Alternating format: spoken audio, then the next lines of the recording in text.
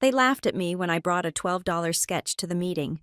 They didn't know that sketch would become the lifeblood of the empire they were so confident they controlled. And when they kicked me out the door, they left the kill switch tucked safely in my pocket.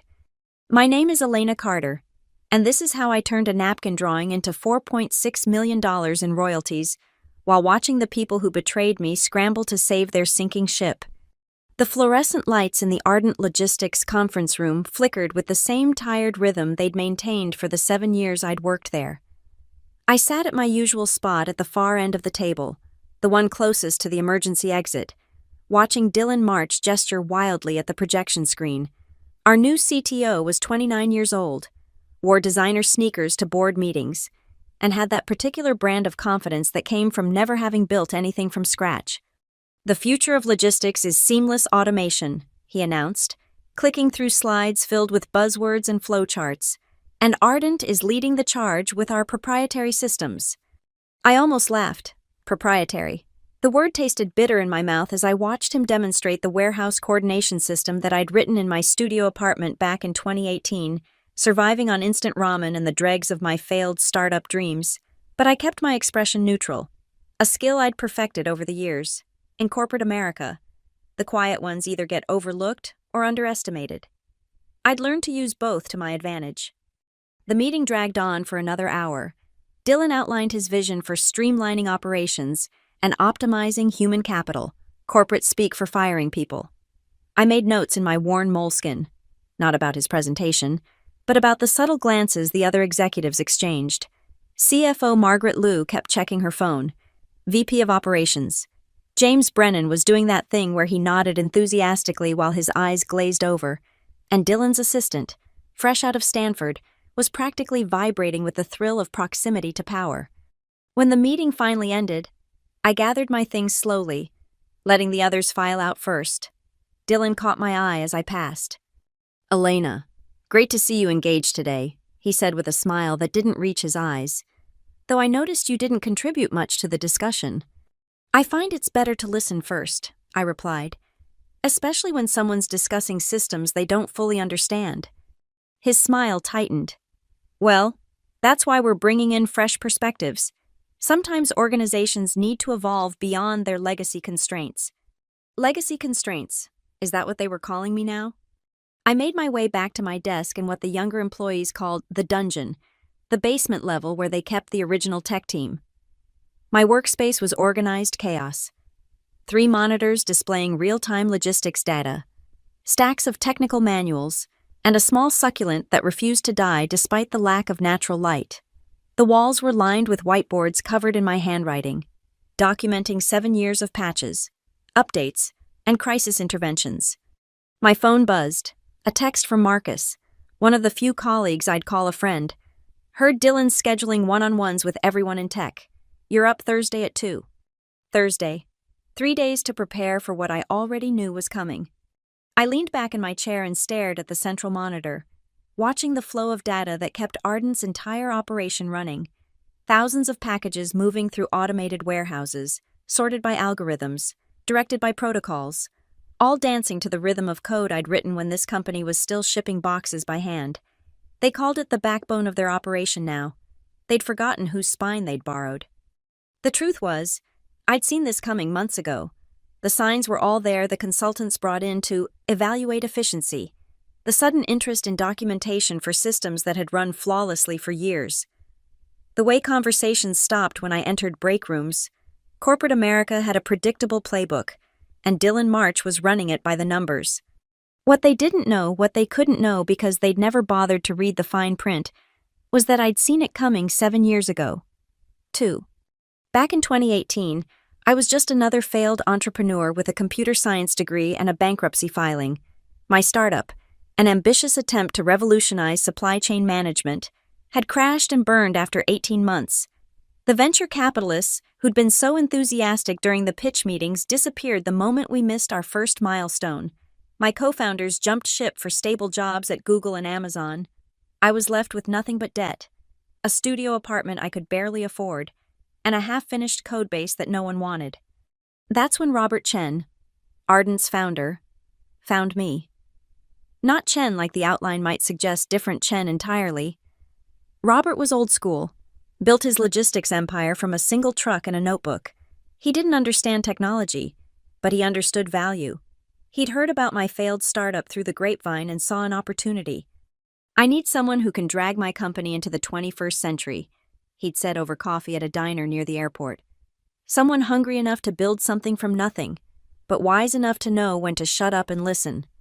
The offer was insulting by Silicon Valley standards, below market salary, no equity, just a steady paycheck and health insurance. But I was sleeping on my sister's couch and eating cereal for dinner. Pride was a luxury I couldn't afford. What Robert didn't know was that I'd already built the foundation of what he needed. During the death throes of my startup, I developed a module for automated warehouse coordination. It was elegant in its simplicity, a system that could learn traffic patterns, predict bottlenecks, and route materials with minimal human intervention. My co-founders had dismissed it as a distraction from our larger vision. I saw it as a life raft. Before I accepted Robert's offer, I did something that would have made my naive entrepreneurial self cringe. I got tactical. I registered the module under my personal LLC, Carter Process Solutions, and filed for copyright protection. The whole process cost me $12 in filing fees, $12 I had to borrow from my sister. Then I licensed it to Ardent Logistics for integration into their systems. The initial contract was so modest that Ardent's legal team barely glanced at it. Why would they? It was just a small module from a desperate contractor, worth about as much as the coffee they'd spilled on the signature page. The licensing fee was nominal. The terms buried in subsection 3.2.1 of Appendix C, a single paragraph that stated the license was renewable annually, with terms to be renegotiated at the discretion of the licensor. They signed it without reading. They always do when they think they're dealing with someone powerless. For 7 years, I'd renewed that license quietly, automatically, never adjusting the terms. I'd embedded myself so deeply into Ardent's operations that everyone forgot I wasn't actually part of the furniture. The module grew with the company, evolved with each new challenge, became so fundamental to daily operations that new employees assumed it had always been there, like the loading docks or the company logo. I became the ghost in the machine. When distribution centers in Phoenix went offline during a heat wave, I was the one who rerouted traffic through Portland and saved $6 million in delayed shipments. When a cyber attack hit our competitors and they begged for our help, I was the one who sandboxed our systems and kept us running while FedEx and UPS scrambled. When Robert had his heart attack and his son tried to sell the company to private equity, I was the one who made sure the due diligence numbers were so good they couldn't lowball us. But I never took credit. Credit meant visibility, and visibility meant vulnerability. Better to be the person everyone needed, but no one noticed. The one they called at 3 a.m. when servers crashed. The one who knew which security guard's daughter had leukemia, which janitor was putting himself through night school, which middle manager was embezzling petty cash but not enough to matter. Information was currency, and I'd been saving for 7 years. My computer pinged with a calendar reminder. Team meeting in 5 minutes. Another of Dylan's innovations, mandatory daily stand-ups, where everyone had to share their wins from the previous day. I minimized the monitoring dashboards and made my way to the conference room, notepad in hand. The usual suspects were already there. Raj from network security, his coffee mug reading "I void warranties," Sarah from database management, stress eating her way through a bag of almonds, Mike from front-end development, wearing the same hoodie he'd worn for 3 days straight. We were the originals, the ones who'd been here since before Ardent had a real IT department. Dylan called us the legacy team, like we were outdated software waiting to be deprecated. "All right," Team Dylan bounded in with his characteristic enthusiasm, followed by his Stanford assistant and 2 fresh-faced new hires I didn't recognize. "Let's sync up. Who wants to share first?" The new hires jumped at the chance, rattling off minor achievements with the eagerness of puppies. Fixed a bug in the mobile app, optimized a database query, implemented a new feature that nobody had asked for. Dylan beamed at each update like they'd cured cancer. When my turn came, I kept it simple. Maintained system stability, 0 downtime. Dylan's smile faltered slightly. "That's great, Elena. But what about innovation? What new value are you bringing to the table?" I met his gaze steadily. the value of everything continuing to work. Right, but he gestured vaguely at the air. We need to be thinking about the future, disruption, transformation. We can't just maintain the status quo. The status quo processes 8 million packages a month with a 99.97% accuracy rate, I said. But you're right, disruption is coming. Something in my tone must have warned him off, because he moved on quickly to Sarah, who manufactured enthusiasm about a new backup protocol. I tuned out the rest of the meeting, my mind already 3 moves ahead. They wanted disruption. They had no idea what they were asking for. After the meeting, I returned to my desk to find an email marked confidential from HR. The subject line was artfully vague. Regarding your Thursday meeting. I didn't need to open it to know what it contained, but I did anyway. Professional courtesy. Dear Elena, it began, in that artificially warm tone HR had perfected. As we navigate Ardent's exciting transformation journey, we're conducting strategic reviews of all positions to ensure optimal alignment with our future vision. I deleted it without reading the rest and pulled up a different document, my personal file server.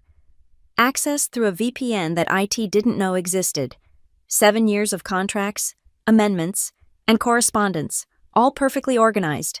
The original license agreement was there, of course, but so were dozens of other documents, emails acknowledging the critical nature of my module, reports quantifying its value to operations, legal memorandums that inadvertently confirmed Ardent's complete dependence on Carter Process Solutions' intellectual property. They thought they were firing a difficult employee. They were actually terminating a business relationship they didn't know existed. My phone rang. Marcus again. You okay? You looked ready to murder someone in that meeting.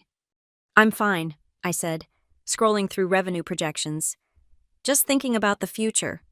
Dylan's future doesn't include us. You know that. Right? Jane from accounting saw the severance package templates. They're cutting deep. How deep? Entire legacy team.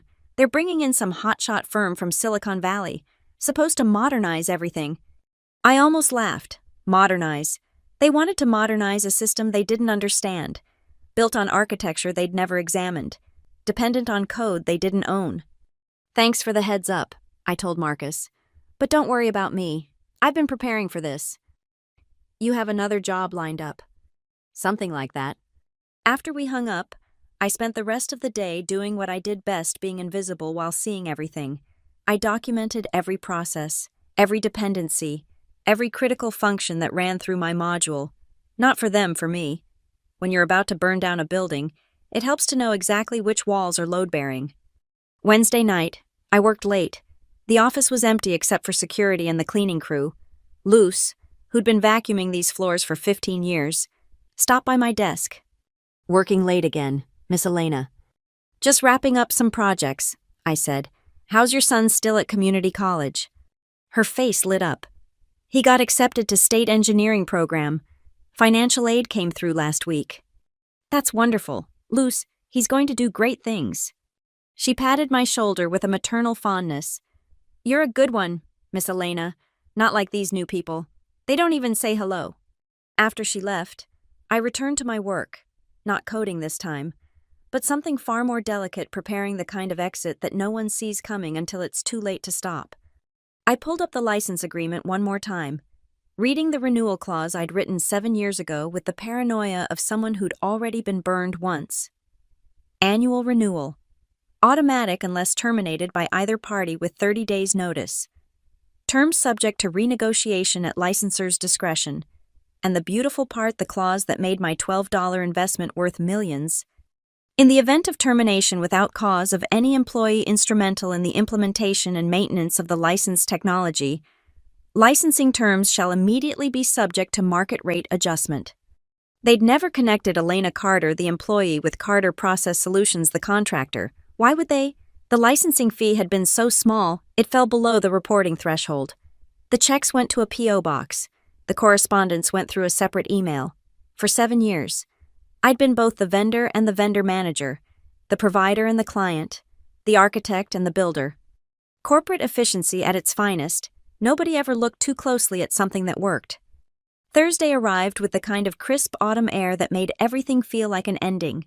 I dressed carefully, my best blazer, the the one I'd bought with my first Ardent paycheck.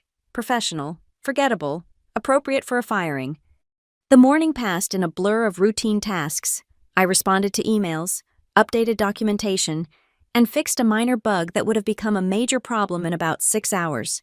My last gift to the colleagues who'd never really seen me. At 1:45, I made myself a cup of tea and waited. At 1:55, I gathered my notepad and pen, the same ones I'd carried into every meeting for 7 years. At 2:00 exactly, I knocked on the conference room door. Dylan was there with Margaret Liu and someone from HR I didn't recognize. The setup was textbook Dylan in the power position at the head of the table, Margaret to his right with her laptop open, HR to his left with a stack of documents. They'd even arranged the chairs so I'd have to walk the length of the room to sit down. A petty power play that might have worked on someone who hadn't spent 7 years studying their playbook. I sat without waiting for an invitation. "Elena," Dylan began, his tone attempting gravitas. "Thank you for joining us. I want to start by saying how much we appreciate your years of service to Ardent." 7 years, 3 months, and 14 days, I said. "But who's counting?" He faltered slightly but pressed on. "Right. Well, as I'm sure you're aware, Ardent is evolving. We're moving in new directions, implementing cutting-edge solutions. And sometimes that means making difficult decisions about resource allocation." "You're firing me," I said, cutting through the corporate doublespeak. "Let's not waste time pretending otherwise." Margaret shifted uncomfortably. The HR representative launched into a prepared speech about severance packages, COBRA benefits, and transition assistance. I let her finish, noting the details without reaction. 2 weeks severance, health insurance through the end of the month, a neutral reference.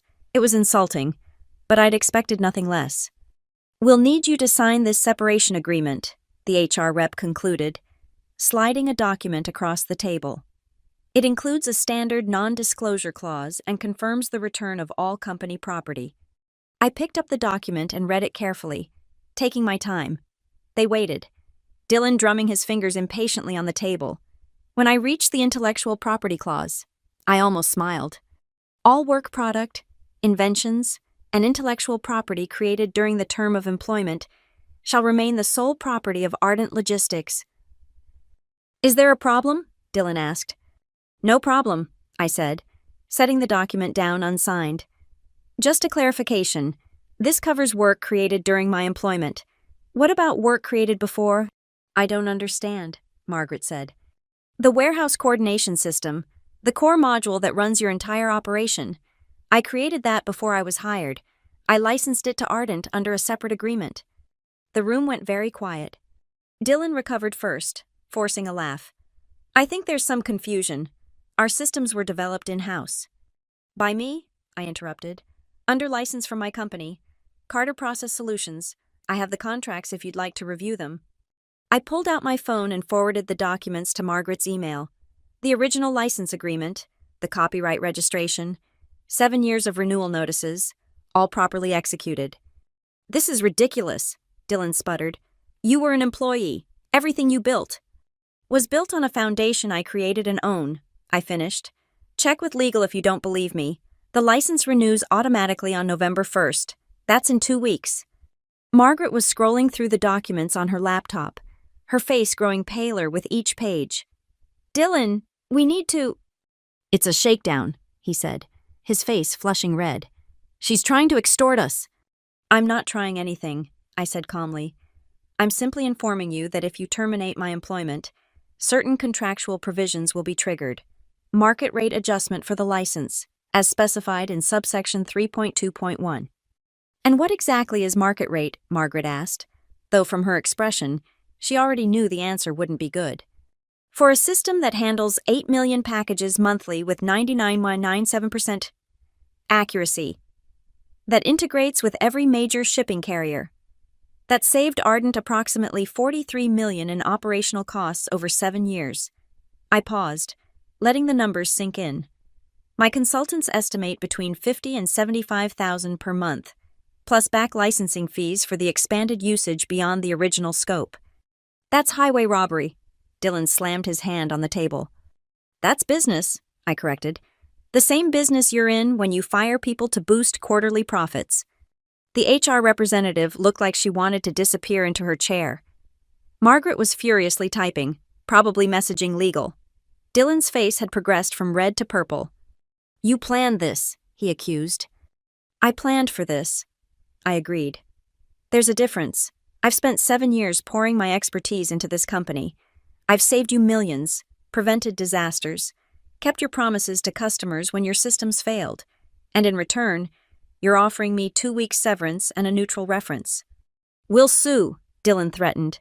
"Breach of fiduciary duty, corporate espionage, we'll bury you in legal fees." "You could try," I said. "But while your lawyers are drafting briefs, your warehouses will be running on software you no longer have a valid license to use. I wonder how your investors will react when shipments start failing, when that IPO you've been planning gets delayed, when your biggest clients start asking why their packages aren't moving." Margaret closed her laptop. "What do you want, Elena?" "I want what I'm worth," I said. "Fair compensation for the technology that built this company, a real severance package for 7 years of service, and a public acknowledgement that Carter Process Solutions is a valued technology partner of Ardent Logistics." "This is blackmail," Dylan said. "This is negotiation," I replied. "Something you might understand if you'd ever built anything yourself instead of just managing other people's work." The meeting ended without resolution, which was exactly what I'd expected. They needed time to consult legal, to verify my claims, to look for loopholes. I gave them my personal email for future correspondence and left the separation agreement unsigned on the table. "Elena," Margaret called as I reached the door. "The license renewal. Will you—" "That depends entirely on you," I said. "You have 2 weeks to decide what your business is worth." I packed my desk methodically, aware of the security guard hovering nearby. 7 years of accumulated life went into a single banker's box, my succulent, a few personal books, a coffee mug with a faded Carnegie Mellon logo.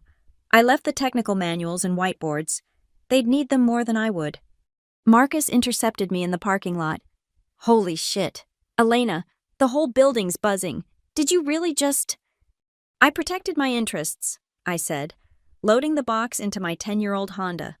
"Just like they protected theirs." "But the systems, can they really run without you?" "They can run without me," I confirmed. "They just can't run without my code." The first call came at 8 p.m., while I was eating takeout Thai in my apartment. Margaret Liu, all business now. "We've reviewed the contracts," she said without preamble. "Legal confirms your position. We'd like to negotiate." "I'm listening." "The monthly licensing fee you mentioned, it's substantial. It's market rate. I can provide comparables if you'd like." "That won't be necessary." She paused. "What about the back licensing fees?" $4.6 million, I said. "Based on the expanded usage beyond the original scope, I have the calculations if you'd like to review them." Silence. Then, "That's more than we can authorize without board approval." "Then I suggest you get board approval. The renewal date isn't moving." "Elena, be reasonable. You know we can't pay that. You paid McKinsey $8 million last year for a PowerPoint deck that told you to fire people," I said. "I think you can find $4.6 million for the technology that actually runs your company." She hung up. I finished my pad thai and opened my laptop, monitoring the system dashboards through my remote access. Everything was running smoothly, but I could see the panic in the pattern's unusual database queries, frantic documentation searches, administrators poking at code they didn't understand. They were trying to figure out how deep the dependency went. They wouldn't like what they found. The next morning, my phone rang at 6 a.m., Dylan March, trying to sound conciliatory. "Elena, I think we got off on the wrong foot yesterday. I'm calling to apologize." No. "You're not," I said. "You're calling because your CTOs spent all night discovering that my module touches every critical system you have. What did they tell you?" "That it would take 6 months minimum to replace, that you'd have to halt operations during the transition." Silence. "Or did they tell you the really bad news?" I continued. "That the Halloween logistics surge starts in 5 days, and any system instability could cost you millions in penalty clauses." "We could build our own system," he said, but his heart wasn't in it. "You could," I agreed. "In 6 months, maybe 8. How many clients will you lose in that time? How many contracts have penalty clauses for service interruptions? What happens to your IPO when you have to disclose operational instability? What do you want? The words came out strangled. I sent my terms to Margaret. The licensing fee is non-negotiable. The back payments are non-negotiable. The public acknowledgement is non-negotiable. You're destroying this company. No, I said. I'm collecting what I'm owed by the company that tried to destroy me. There's a difference. I spent the weekend fielding increasingly desperate calls. Legal threatened. Finance negotiated. Dylan raged. Robert Chen even called from his retirement in Florida, sounding bemused. I always wondered why you were so careful with contracts, he said. Now I know. Well played. Elena. You gave me a chance when no one else would. I told him, I'm sorry it's ending this way. Don't be sorry. You built something valuable and protected it. That's just good business. Though I am curious why now. Why not negotiate years ago? Because years ago, I still believed loyalty mattered, that good work would be recognized, that being indispensable meant something. I looked out my window at the city lights. Dylan taught me otherwise. I should thank him, really. Monday morning brought a formal offer, full asking price on the back payments, monthly licensing at my requested rate, the public acknowledgement written exactly as I'd specified. The only addition was a 5-year contract guarantee, protecting them from future rate increases. I read it twice, had my lawyer read it, then sent back one modification 3-year contract with rates indexed to inflation. They accepted within an hour. The wire transfer hit my account on Tuesday, $4.6 million. I stared at the number for a long time, waiting to feel something. Vindication, maybe, satisfaction. Instead, I felt the same calm that had carried me through 7 years of being invisible. Wednesday's press release was everything I'd asked for. Ardent Logistics announces strategic partnership with Carter Process Solutions, recognizing 7-year collaboration in revolutionary warehouse automation technology. My phone exploded with messages. Former colleagues expressing shock, competitors offering jobs, venture capitalists suddenly interested in funding my next project. I ignored them all. Thursday, I met Marcus for coffee. He looked at me like I was a stranger. $4.6 million, he said, plus ongoing licensing. You're set for life. It was never about the money, I said. Then what was it about? I thought about how to explain 7 years of being undervalued, overlooked, dismissed. How every crisis I'd solved had become someone else's success story. How I'd watched mediocre men take credit for my work while planning to discard me like obsolete equipment. Respect, I finally said. It was about getting the respect I earned. And do you feel respected now? I feel compensated, I said. In corporate America, that's the only respect that matters. The real satisfaction came 2 weeks later, when Dylan March's departure was quietly announced. Pursuing other opportunities, the press release said. I heard through the grapevine that he'd been scapegoated for the licensing fiasco, the board needing someone to blame for millions in unexpected expenses. Sarah from Database Management called me that night. The new CTO wants to know if you'd consider coming back. Big salary, equity, the works. No, I said without hesitation. Not even to consult. I am consulting, at my current rates. She laughed. Fair enough, but Elena, what you did, it was brilliant. Brutal, but brilliant. It was necessary, I corrected. November 1st came and went. The licensing renewed automatically. The payment processed without complaint. I incorporated properly, hired an assistant, took on a few other clients who'd heard about my work. Within 6 months, Carter Process Solutions had contracts with 3 of Ardent's competitors, all running variations of my warehouse coordination system. I never went back to the Ardent offices. There was no victory lap, no dramatic confrontation, no moment of public vindication. That wasn't my style. I'd spent 7 years being invisible, and I saw no reason to change now. But sometimes, late at night, I'd log into the system dashboards and watch the data flow. Millions of packages moving through dozens of warehouses, guided by algorithms I'd written in a studio apartment when I had nothing left to lose. They'd tried to erase me, to delete my contributions like bad code. They'd failed to understand the first rule of complex systems: You can't remove a foundation without bringing down everything built on top of it. The $12 sketch had become a $4.6 million lesson in reading the fine print. But more than that, it had become proof of something I'd always believed but never quite proven, that the quiet ones, the invisible ones, the ones who do the work, while others take the credit, we're the ones who really run the world. They just don't know it until we decide to remind them. I kept the original copyright filing in a frame on my new office wall. $12, the best investment I ever made. Not because of the money it earned, but because of what it represented the moment I stopped believing in corporate fairy tales and started protecting my own value. Dylan March was right about one thing. Disruption was coming. He just never imagined it would come from the quiet woman in the corner, the one who knew where all the bodies were buried because she'd been the one keeping them alive. In the end, they paid the price for their arrogance. $4.6 million, plus $50,000 a month in perpetuity. A bargain, really, for a lesson in why you should never underestimate the person who built your house. After all, they're the only one who knows exactly which walls are load-bearing and which ones are just for show.